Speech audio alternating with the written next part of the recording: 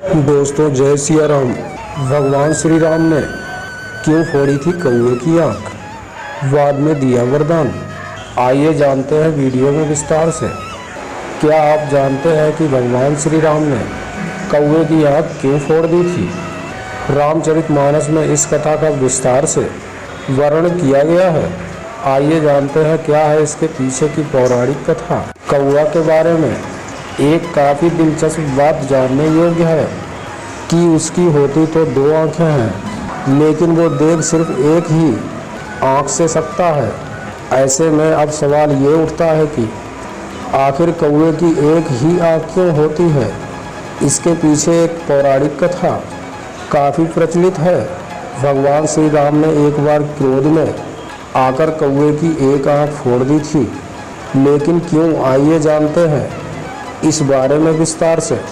श्री राम और कौवा की कथा। श्री रामचरितमानस में तुलसीदास जी ने इस कथा का जिक्र विस्तार से किया है। कहा जाता है कि एक बार इंद्रदेव के पुत्र जयंत ने भगवान श्री राम की परीक्षा लेने की सोची। दरअसल में वो श्री राम की शक्ति की जानकारी लेना चाहते थे, इसीलिए उन्होंने कौवे का रूप धारण कर लिया और माता सीता के पास पहुंच गए और माता के पैर को अपनी चोंच से घायल कर दिया और वहां से भाग गए।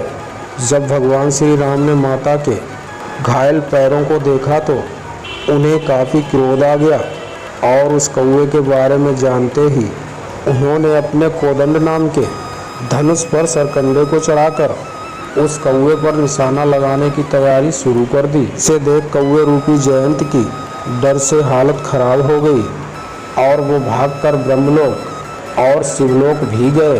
फिर वो अपने पिता इंद्रदेव के पास गए तो इंद्रदेव ने उनसे कहा कि उस बाण से तुम्हारी रक्षा सिर्फ स्वयं भगवान श्री राम ही कर सकते हैं।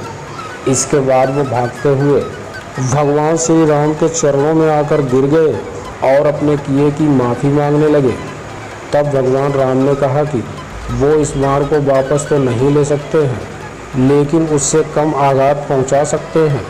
ऐसे में श्री राम ने अपने उस बाण से कौवे में मौजूद जयंत की एक आंख फोड़ दी। उसी दिन से कौवे को एक आंख वाला माना जाने लगा। पितृपक्ष में कौवे को भोजन कराने की है परंपरा। इसी कथा के अनुसार कौवे की एक आंख फोड़ने के बाद भगवान श्री राम ने उसे वरदान दिया कि पितरों को अर्पित किए जाने वाले भोजन में से एक हिस्सा तुम्हें मिलेगा। कहा जाता है कि तभी से पितृपक्ष के दिनों में कौवे को भोजन कराकर पितरों को प्रसन्न किया जाता है। अगर आप हमारी वीडियो पर नए हैं तो चैनल को सब्सक्राइब जरूर कर लें और घंटे को दबाकर ऑल पर सिलेक्ट कर लें ताकि नई नई अपडेट आप तक पहुंचती रहे।